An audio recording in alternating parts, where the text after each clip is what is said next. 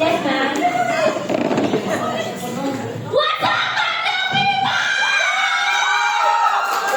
Itaas na ako yung energy, syempre. Ako yung pinaka-tita magandang buhay. Okay. Agree? Okay. Happy? Ang galing mo, Maring Julina! Yeah, gusto ko lang patasin yung energy kasi energetic talaga yung family. Yes, kuya? Yeah.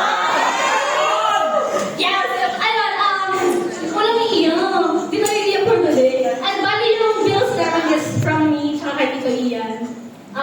Ang message ko lang ate, English kasi si Aya, so mag-i-English na lang din ako.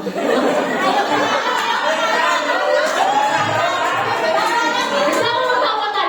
First of all, second of all, hindi, basta lagi ko sinasabi sa'yo, kung ano yung dream mo sa buhay, i-achieve mo lagi yun. I-pursue mo kung ano yung nasa puso mo, kung ano yung talagang nilalaman ng puso mo. So, I just wanna say,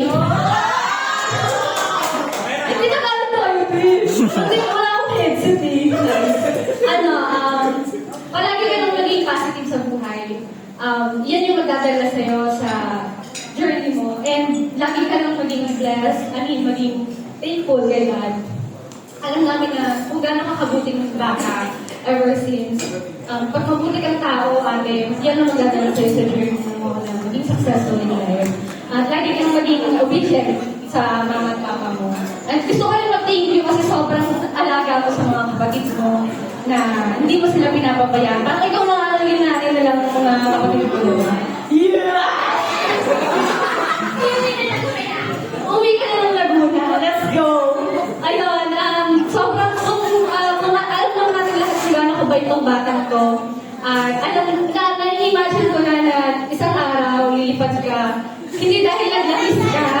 Walang maglalangis, hindi na ako lang. Pero na-imagine ko na isang araw nasa airplane ka. Sasabihin mo, tita, ito yung seat mo.